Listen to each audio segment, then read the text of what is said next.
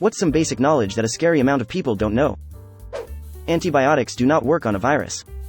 Oh Jesus, this. All these idiots demanding antibiotics for the most minor sniffle, and the spineless doctors prescribing them, are literally creating superbugs, making everything worse for everyone. Antibiotic resistance is real, peeps. Edit. For the folks who keeping saying, but if viruses aren't affected by antibiotics, then how can this possibly create superbugs? Simple, it's not the viruses, they aren't affected by antibiotics, it's the bacteria that we naturally have in our bodies that actually acquires the resistance first. When we have natural antibiotic-resistant bacteria in our body, bad bacteria is able to acquire the same resistance from our natural bacteria, thus creating superbugs.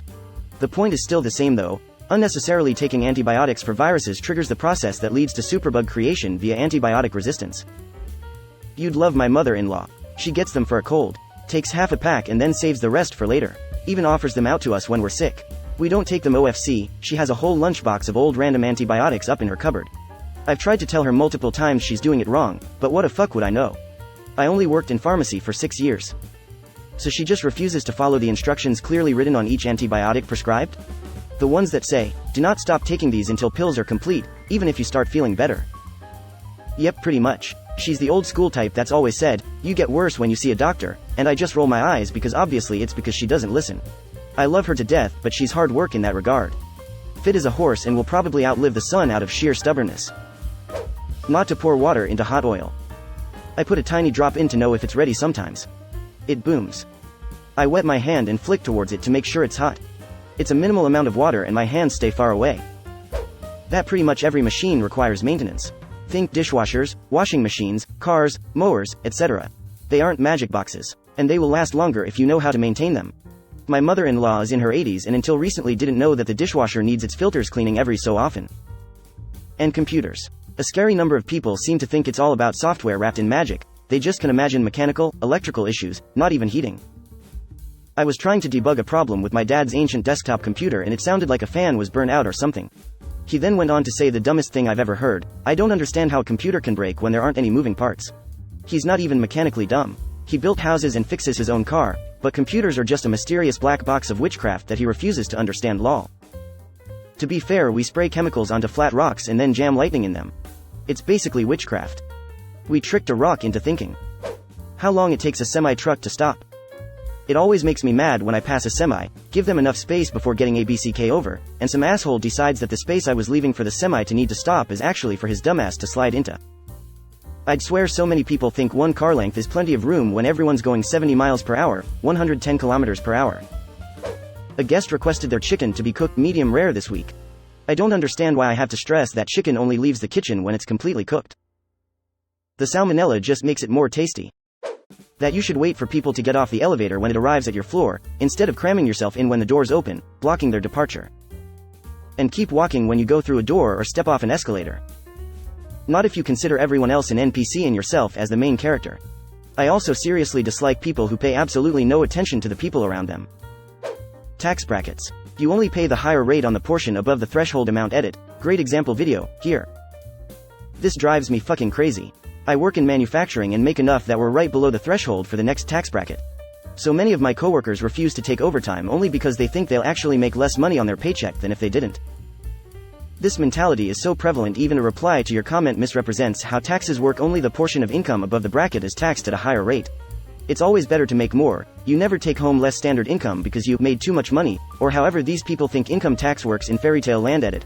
A lot of people are commenting about welfare, which is not relevant to my comment about how income tax works. How to spot an obvious scam. Look how many people fall for those clickbait articles and Shane posts and propaganda and stuff. I know, right? That's why I'm offering a $5,000 course on how to avoid scams. Enroll today. If you haven't learned what a scam is by the end of the course, money back guaranteed. I have a free course on the same topic.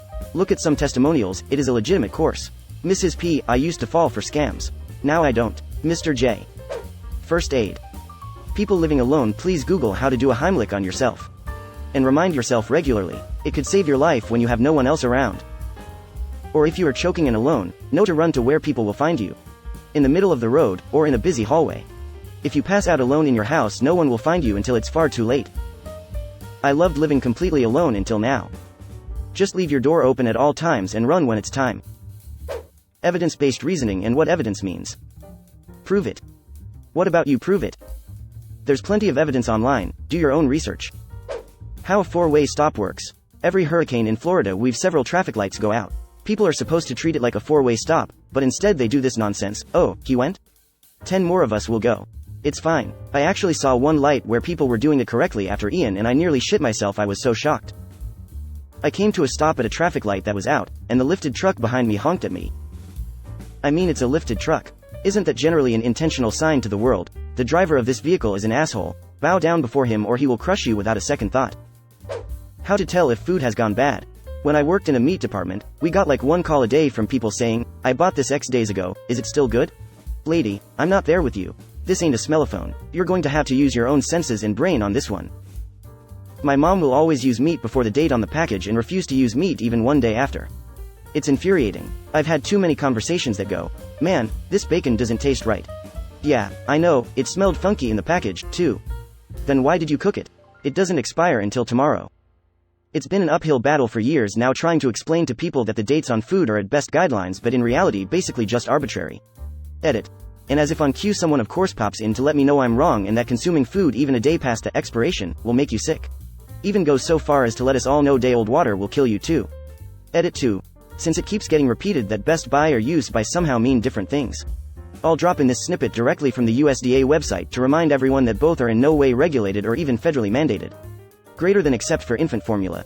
Dates are not an indicator of the product's safety and are not required by federal law. My brother-in-law is a chemist that uses to deal with best by dates. Based in what he told me, the dates aren't arbitrary but they don't all mean the same thing. Some food just goes bad and isn't safe to eat. Other foods discolors or the taste changes, but is still safe to eat. And yet others that advertise certain things like high vitamin C, well, the vitamin C deteriorates over time, so after a while it might only have half the advertised amount. Most best by dates are fairly conservative as well, as long as food is stored properly. There's a long handle on the side behind your steering wheel that when you flick it up or down it turns an orange flashing light on that tells other drivers around you which way you're going to be turning. I've noticed a growing number of people signaling the opposite direction than they're turning lately. I don't know what the hell is going on with that, but it seems to be more and more common lately here in Toronto. How to merge in traffic. Specifically zipper merging. People are fucking terrible at that. That the scientific meaning of theory isn't what the colloquial sense means. True, colloquial meaning of theory is hypothesis. The scientific meaning of hypothesis also implies that you're gonna test it. Most people use hypothesis to mean conjecture. You can pick the better of two evils and still not like either choice. Related. You don't need to be 100% for one thing and 100% against something else. Every election, referendum ever. Overdosing on Tylenol, acetaminophen, paracetamol, in large enough doses will prove fatal. The death is slow, painful and cruel, and there's nothing that can be done about it save for a liver transplant, which, good luck with that.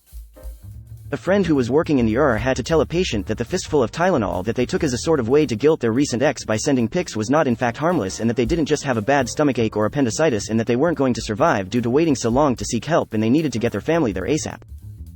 Chronic overdoses also don't often realize each time accumulates harm, and particularly if they're taking behavioral overdoses, i.e. trying to commit suicide but not actually expecting to die, just receive treatment associated with the extremity of the act, that eventually one day, even if they don't realize nor intend it, that one next overdose may very well be their last from the chronic damage. Source. Worked in psychiatry, lost a few of our patients like this, still remember most of their names and faces. Women don't pee through their vagina. We know that. Women pee out their butt. Oh yes, the female cloaca. Hashtag DONT bother wild animals. I'm sure it's just natural selection at this point, but the amount of stupid people I see walking up to wild creatures for video footage is irritating tbh.